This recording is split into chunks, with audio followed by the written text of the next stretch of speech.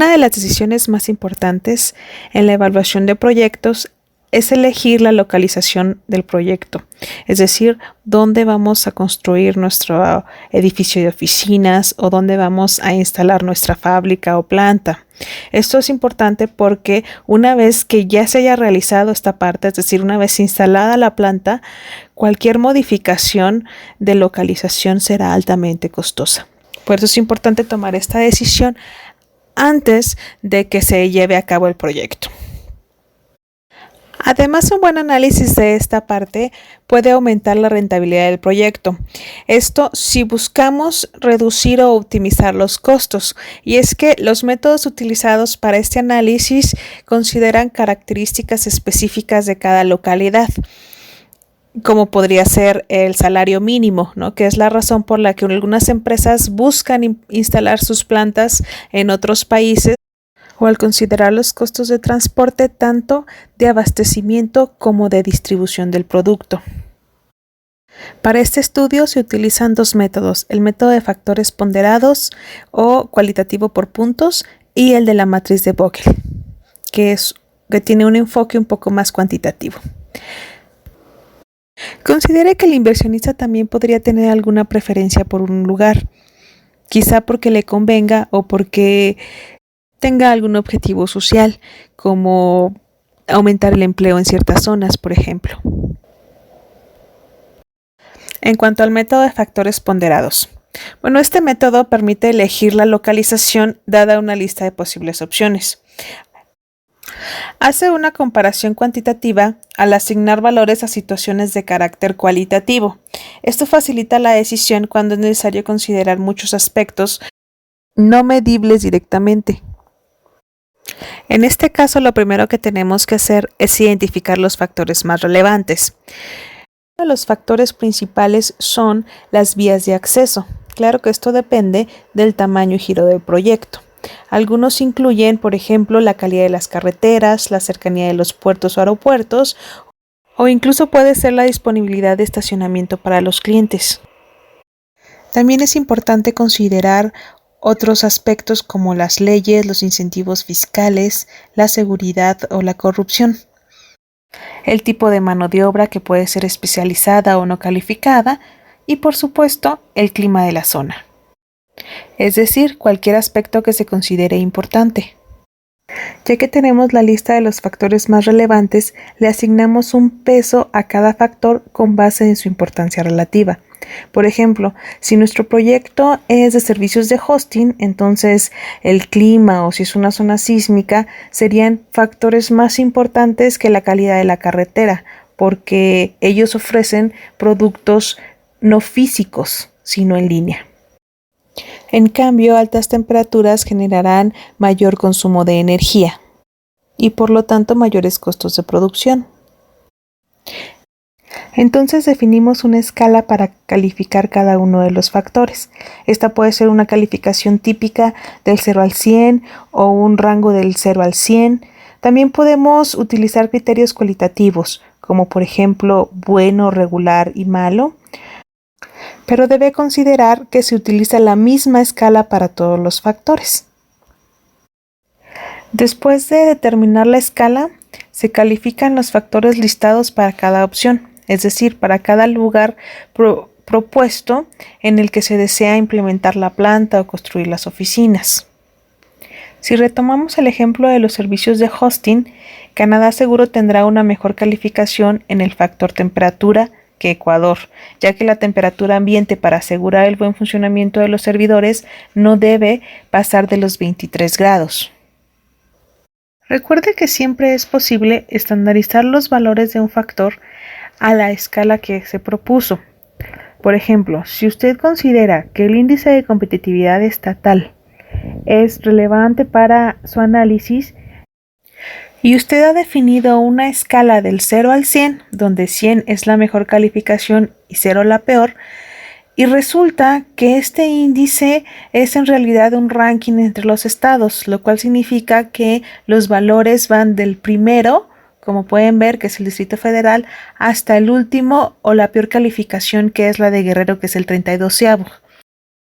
En este caso será necesario reescalar los valores utilizando esta fórmula, de tal forma que al estado con la peor posición, que es Guerrero, se le asigna la peor calificación de nuestra escala, que es 1, y al mejor estado, que es el Distrito Federal, se le asigna la mejor calificación de nuestra escala, que es 100. Si por ejemplo queremos saber cuál es la calificación que debemos otorgarle al Estado de México, que tiene una posición en el ranking del 16avo, entonces aplicamos la fórmula de esta manera y obtenemos una calificación de 52 en una escala del 1 al 100, lo cual es lógico porque la posición 16 más o menos está a la mitad de las 32 posiciones. Una vez que tenemos todos los elementos, es decir, los factores, los pesos, la escala y las calificaciones asignadas, entonces calculamos la calificación ponderada para cada localización, sumando las puntuaciones por factor. Esto no es otra cosa más que multiplicar los pesos por las calificaciones de dicho peso para la localización que estamos analizando. Bueno, ya que tenemos las calificaciones, solo resta seleccionar la localización que tenga la mejor calificación ponderada. Bueno, este método es muy útil, sin embargo tiene una desventaja.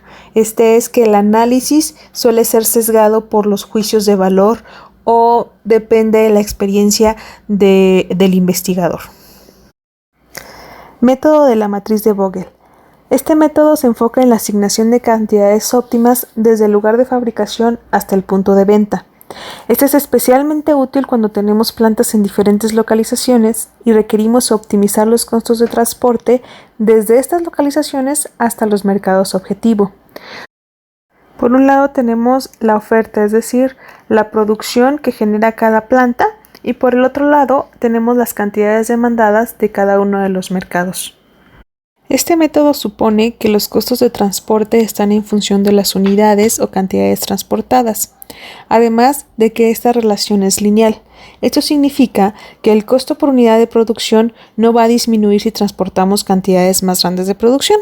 Es decir, el costo será el mismo tanto si transportamos 10 unidades como si transportamos 100 millones de unidades. También considera que la producción generada cubrirá toda la demanda, es decir, que la oferta es igual a la demanda, además de que se deben medir en las mismas unidades. Y por último, supone que las cantidades ofertadas y demandadas no varían en el tiempo. Una de las ventajas de este método, en comparación con el método de factores ponderados, es que es imparcial, ya que depende de los costos.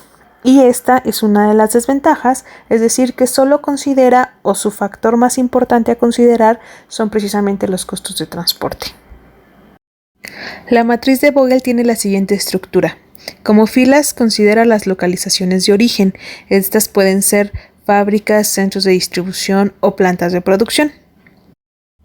En la parte superior, por columna, se colocan los destinos, los lugares a donde se llevan las mercancías. Estos pueden ser países, ciudades, comunidades, cualquier zona geográfica que delimite un mercado objetivo. Cada uno de estos destinos demanda cierta cantidad de producto y a su vez cada origen ofrece al mercado cierta cantidad de producción. Recuerde que la oferta, que es la cantidad de las cantidades producidas en cada origen, debe ser igual a la demanda, que es la suma de las cantidades demandadas en cada destino. En cada celda se coloca el coste de transporte de una unidad desde su origen hasta el destino. Por ejemplo, el costo de transportar una unidad desde la planta 2 hasta el destino C es de 3 unidades monetarias, que pueden ser pesos, dólares, dependiendo del análisis. El objetivo es determinar qué cantidad de demanda cubrirá o enviará cada planta a cada destino, minimizando los costos de transporte. Esto se obtiene de la siguiente manera, calculando las diferencias entre los costos más pequeños en cada fila y en cada columna. De estos identificamos la mayor diferencia. Si, por ejemplo, la diferencia estuvo en una fila, entonces la planta de esta fila enviará la producción máxima posible al destino con menor costo. Si es una columna, la demanda de esta columna será cubierta por la planta a la que le cueste menos surtirle. Estas asignaciones se hacen tratando de cubrir la mayor cantidad de demanda posible, es decir, sin exceder la capacidad de producción. Entonces se actualizan las cantidades que no se han cubierto, al igual que las cantidades que aún pueden ser ofrecidas por las plantas. Si una planta se queda sin producción a ofrecer, se elimina la fila correspondiente a dicha planta. Si la demanda de un destino es cubierta por completo, entonces se elimina la columna correspondiente a dicho destino. Este proceso se repite hasta que todas las demandas sean cubiertas y toda la producción se haya asignado. En el siguiente video presentaremos un ejemplo donde podremos ver una aplicación numérica de este método.